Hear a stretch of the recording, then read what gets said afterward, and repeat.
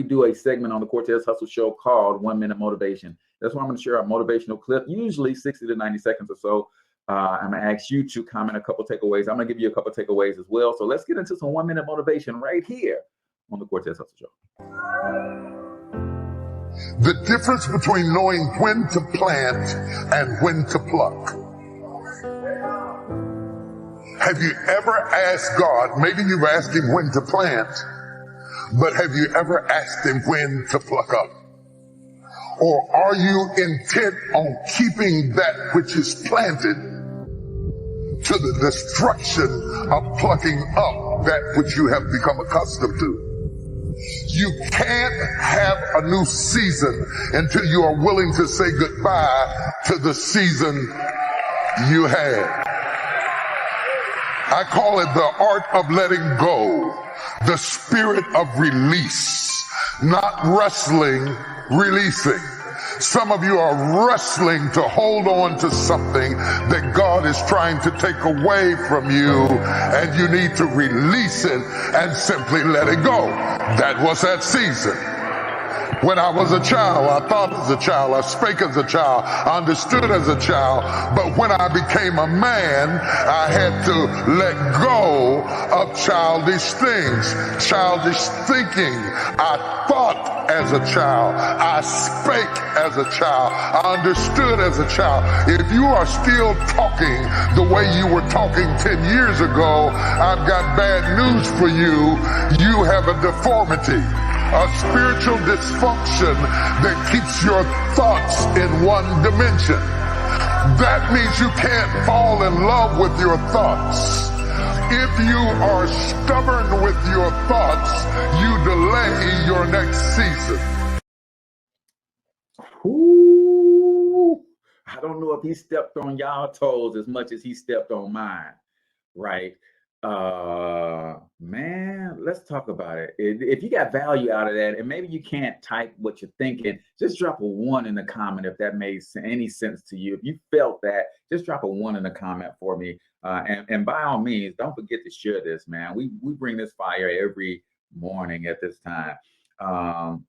There's a time to plant and there's a time to pluck up. Whew. As someone who used to do a little gardening in my backyard, right? I was growing cotton and greens and all kind of stuff back there. There's a time to plant and there's a time to pluck up. There's a time to walk away, right? There's a time to fight for a relationship, but there's also a time to let that thing fizzle out and die on the vine, right? There's a time to fight to stay connected with your homeboy or your homegirl, but there's also a time that you might just have to let them grow in their own different direction, right? You got to learn not to feel guilty about that. New seasons means leaving the old seasons, right? When he was talking, I got this picture of, we see these people who, as summertime is ending, right? We see these people who are so in love with summer, they come alive in the summertime as most of us do, right? And we see these people as we go into the winter season and it starts to cool off, they're still trying to wear their shorts in November, right? They're still in tank tops and trying to say that they're not cold, right? At some point, you got to put the summer clothes away and go ahead and bring out the jackets and the sweaters and the corduroys, right?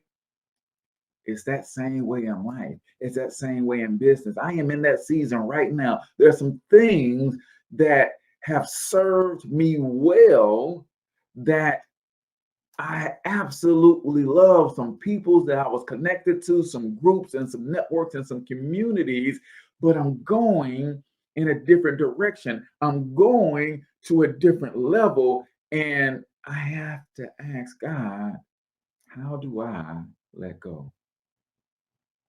Is now the time to pluck up, so that not only, here's two things that happen as a gardener, right?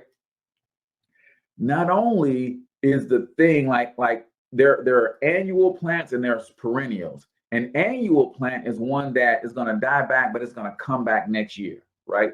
A perennial is a perennial is one.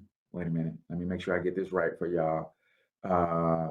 Yeah, a perennial is going to last. An annual is going to die every year. You have to replant it, right? So what happens if you don't pluck up? That plant is still trying to live after it has bloomed and blossomed. So it's taking up nutrients from your garden. That plant is also taking up space where you could have planted something new for this new season.